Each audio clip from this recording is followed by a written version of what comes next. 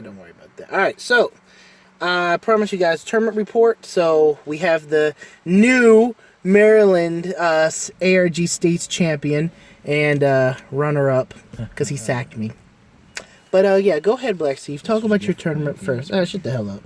Well, round 1 played against my buddy George. You know, it was actually like probably one of the tougher matchups in the game because he kept plussing. He was playing Great Nature. He was able to keep building up his hand and everything. It was just like a battle of attrition game 1. And I had to use the GB8 card for Grand Blue to win. Game 2. Game 2. He won because he went to Mana Garmer when I was at 4, and I could not guard us. Like I could perfect guard his Vanguard, and that's about it. I had 110k to my name, and that's about it. I couldn't guard any of the other columns. They're over 20 easily. So I lost that game, and then game 3. The thing about game 3 is we were in time in game 2, so he just gave me the win. So shout outs to him. Because a tie in that turn was a double loss. Yeah, so nobody wants to have so a nobody double wanted loss. a double loss, especially that early. And yeah, so went on from there. Game 2, I played, your own very Cardfight. He played me in round 2. You can explain what happened in that game. Well, what happened in those games was the first game, he beat me in the first game. Pretty much, did I G-assist that game? I think I G-assisted that game. Yes, I did, because it was the first game I always G-assisted. I G-assisted the first game and was just behind. I couldn't draw into a grade 2. And then when you play Chaos Breaker, you need to draw into your grade 2s to lock things, and I didn't do that, so I wasn't able to get as many as what I needed off, and I was behind. Game 2, he had to G-assist, and he G-assisted into Starlight, and he was already at like 4 damage because I crit him twice. And then game 3 was actually a better game, but he made good usage of Cannoneer and whatnot to get rid of my Limit Break Enabler, because I had to write Bringer first, and because you can do the on stride Ghosty into that, or if you already have it, you do Gouch into like the Cannoneer, and Cannoneer pop the thing. So overall, he just was able to out Night Rose me and whatnot for that game. So he beat me round 2. So round 3, I played another Chaos matchup. Clinton. Cannon Servant, yeah. So basically, it was the same strategy against Clay.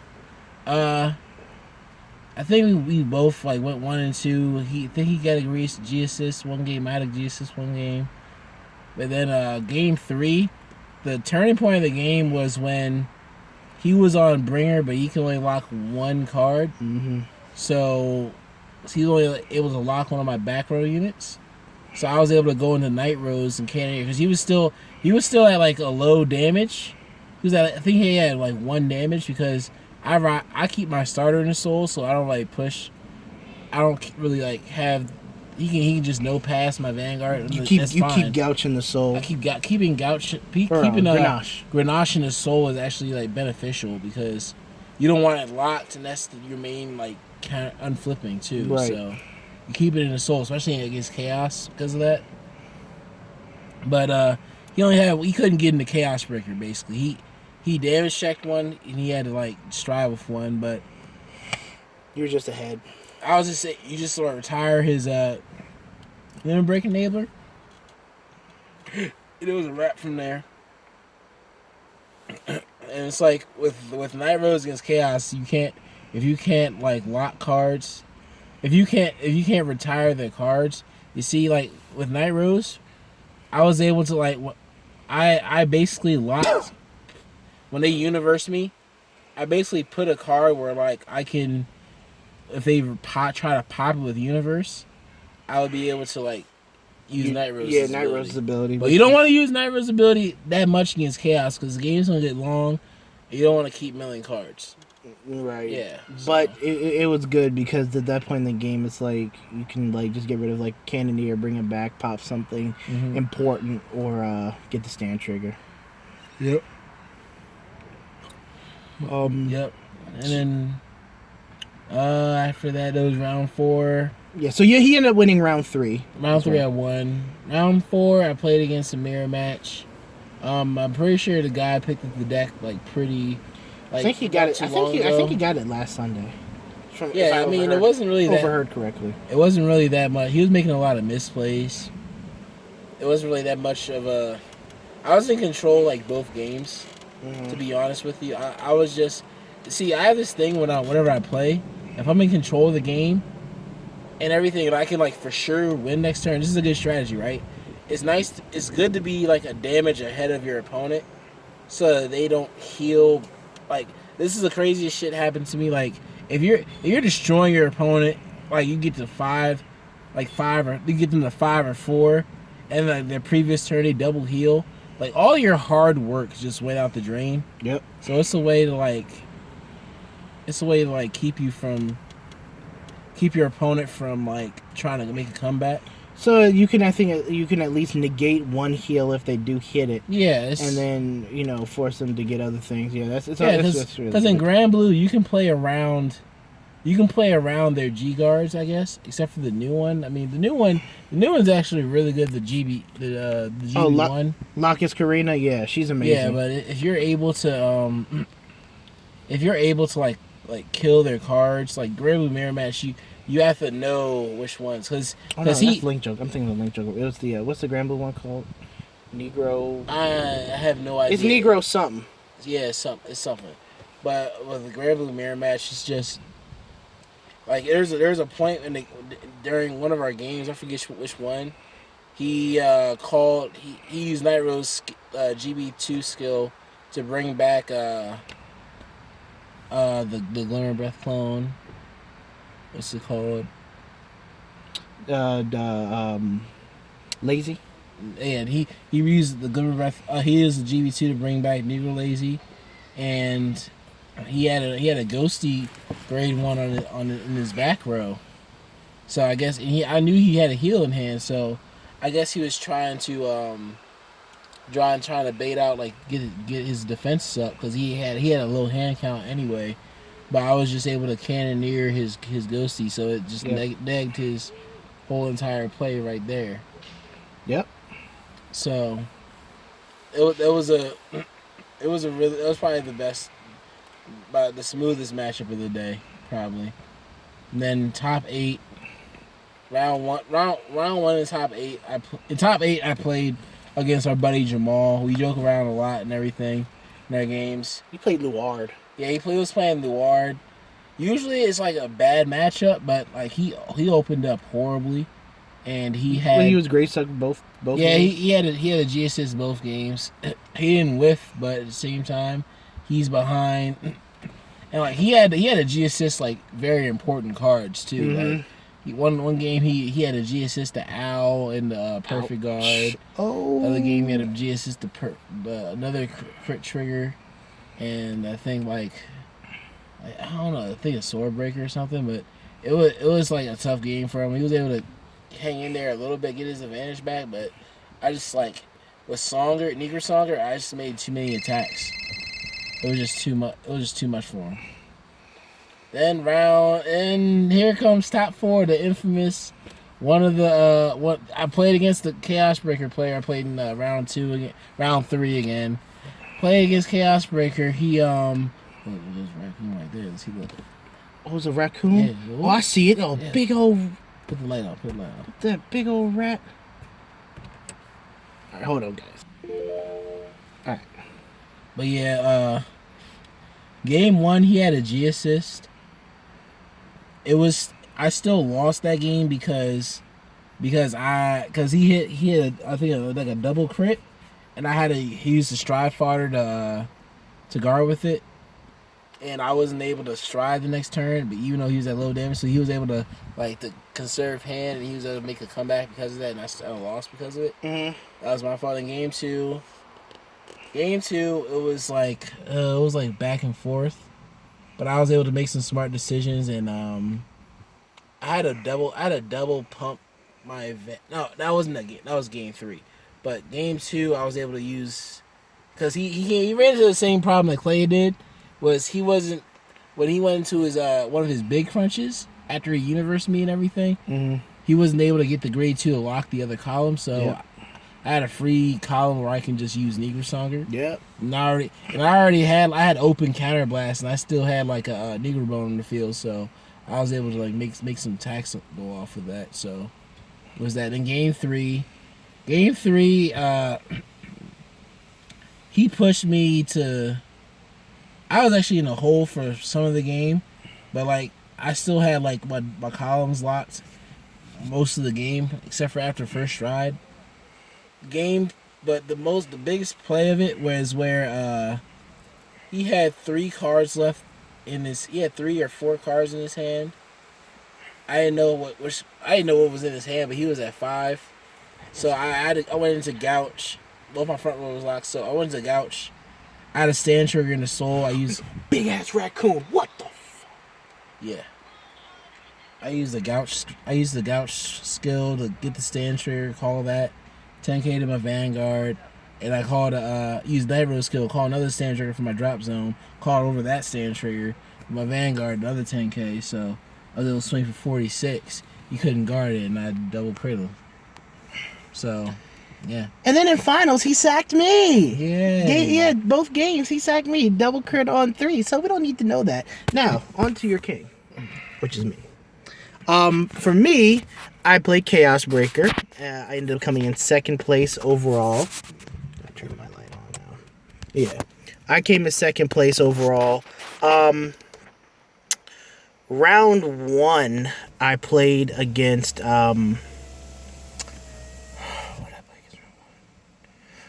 You played against Gear Chronicles. All right, I played against Gear Chronicles round 1. I was actually in control all 3 games.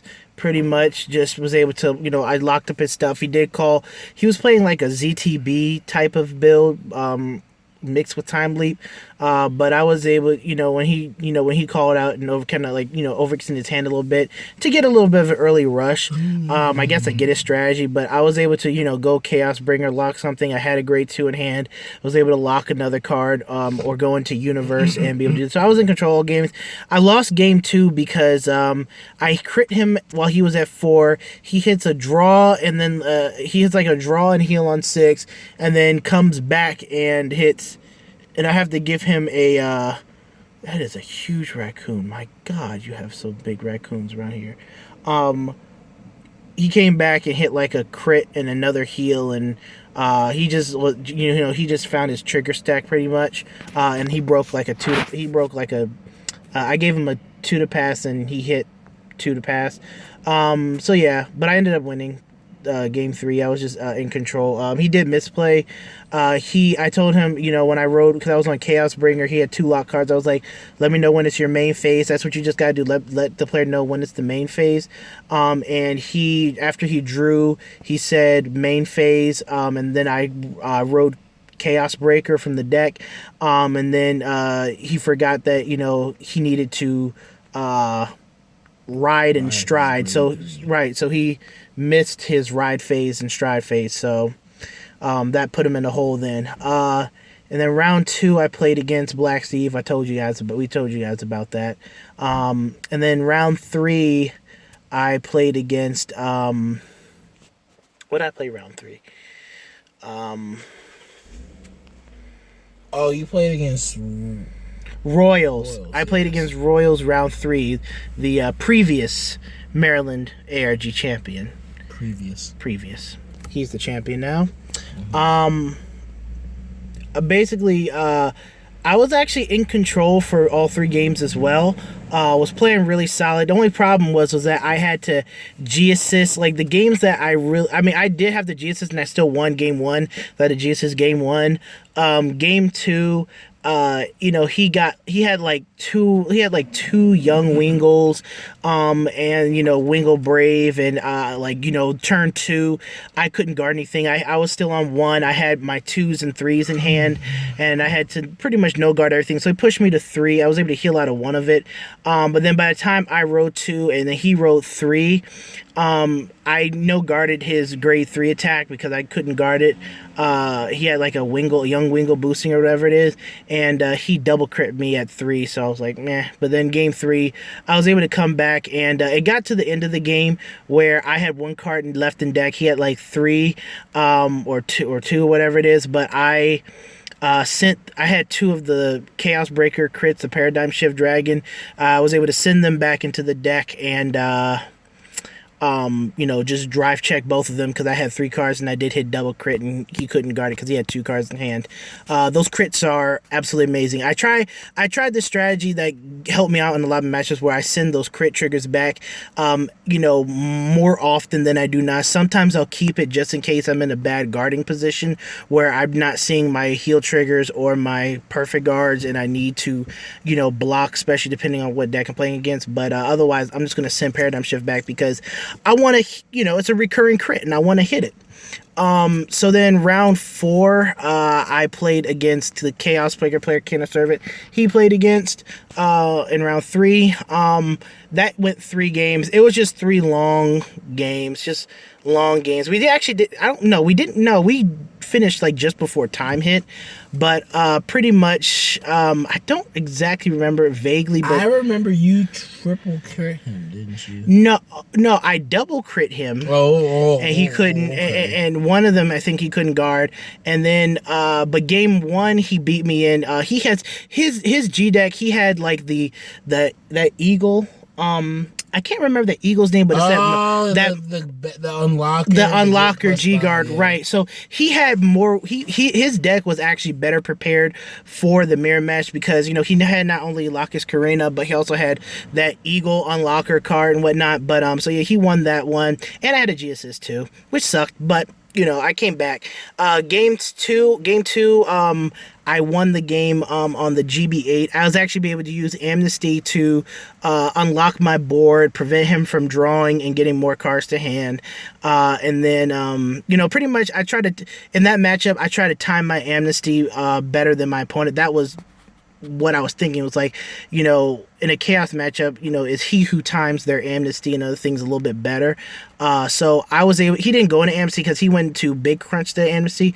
And then I went into my Amnesty and I was able to get some good advantage and prevent him from drawing. So that was good. But then it was just a long game. I ended up going into the GB8 card and he had to drop, I think he had to drop 5 from his hand. And I was like, all right. So then I got the game there. And then game 3, game 3 was another back and forth type of game with, chaos versus chaos. But I again went into the GB8, even though I had all 5 cards in my field locked. I again went into the GB8 and was able to drop the hand and take the game. But he was at a disadvantage. I think he was stuck on Bringer for an extra turn than he wanted to be, and he wasn't drive checking his triggers a lot. And then so I ended 3-1 in Swiss. Top four on the other hand, or top 8, excuse me. I played against my boy who I go to school with, Justin. I'm glad he's definitely getting into competitive scene. He's getting a lot better. He's playing Fenrir Wiseman, but he's definitely getting a lot better. I won 3-0 or 2-1. Game 1, I was in control just the whole game, and I was, I kept his front row locked the entire game. He couldn't do much. Game 2, I drew into literally all of my triggers. I had my 1, 2, 3 ride and nothing but triggers in my hand. Nothing but heal, like a heal, and the rest were just crit triggers.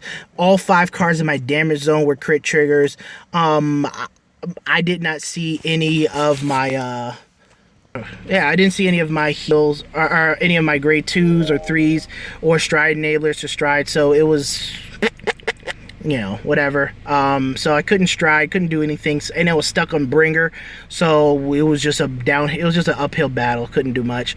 Game 3, it came down to the wire, but what ended up happening was we got into time and there was a little bit of a discrepancy with time and major discrepancy. well, major one, and where we were in time. So we had to take like 5 minutes to backtrack to where we were, and since it was by who has the least amount of damage, I remained at 3 damage, and he was trying to work his way back down from 5 damage, and then I ended up healing. You know, he worked his way down to 3. I worked my way down to 2 damage, but then, you know, he had to take another. You know, then when he took his damage, you know, it was a double heal trigger, double heal, and he stayed at 3, but I was, you know, at 2, and so I got the win because we were in time. But it was a whole discrepancy about, you know, where we were in time. Things weren't, you know, I guess on both sides not done correctly in a way, but something to improve on for future tournaments. But then heavily improve on. And then top 4, I played against Neo Nectar, the Asha Bloom deck. I tell people that's a good deck, but people don't want to believe me. I mean, it's a good deck. If it keeps getting support, it's definitely going to be good. Asha, round 1, I was in control the whole game. I was able to lock up the board. He couldn't do much.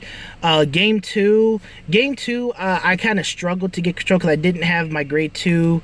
I didn't draw my grade 2s in time, and I was at 3 damage. I no-guarded his 26k because I did have his, I did have 2 columns locked. No-guarded his 26k. He hit a crit and a crit and a stand, and I had to, you know, I didn't damage any triggers. I had to guard for extra, and then his last turn, I just couldn't guard anything because I didn't draw into a heal trigger or a perfect guard, and he had 3 copies of that one Noelle, I think it is, where you can drop a card and she can attack from back row, and he had like 2 bloom stacks on each of them, so couldn't do much about that.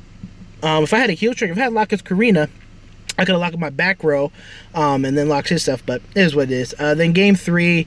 Game 3 was a little bit more intense. I was in control for a bit, but you know, he was hitting his heels. He was getting out of you know, certain situations, but I was able to just, you know, lock his front row. You know, I was, you know, burn through his perfect guards, and was able to just ended up taking the game because he perfect guarded me. I called out Chaos Breaker and a grade 1. I was like, I need to go in because I do have a perfect guard, and so I can I can block next turn. So so he perfect guarded me, and then I ended up hitting a triple crit and stacking on Chaos Breaker, and Chaos was swinging for 33 with 4 crits, and he couldn't guard it. I think he should, because I attacked him with 14k the first time because I had to make a really bad, ugly column, and he blocked that attack and then perfect my Vanguard, but then didn't have enough shield to block the last attack, so it is what it is. So then that was top 4, won that. Then you guys heard, played against him both games. He double crit me at 3. Game 1, I did have the perfect guard. But if I had perfect guarded him, the way my hand was, I would not have been able to stride next turn, and I would not have been able to really get any good plays off. Plus, he was on Night Rose, and I forget what you had locked face down, but it was something where if I did blow it up, it would be a, I think it was a Cannoneer or something. It would have been a major counter to what I wanted to do, because he would have used Night Rose's GB2 ability. So yeah, there's that. But yeah, I got second. He got first. Ugly. And yeah, well, I will be bringing you a Chaos deck profile soon. The Night Rose deck, I don't know if the deck changed at all. I took out the Ghosty. It's small changes to the Night Rose deck, very small changes. Support. I mean, Fires Collect, pretty much just threw in Fires Collection support to add on to what you guys already saw in the deck profile that we did a few videos ago, so go check that out. And but yeah, nothing too much changed with his deck. I'll show you guys my updated Chaos Breaker deck. And yeah, we'll see you guys later. AQUA Life, baby. New state champion from Maryland, Black Steve. I'm the runner-up, but you know what? We both got our invites. We will both be at Nationals. You know, I just turned my windshield wiper down. That's a big raccoon. And we'll see you there. Hope to see you at Nationals. Peace.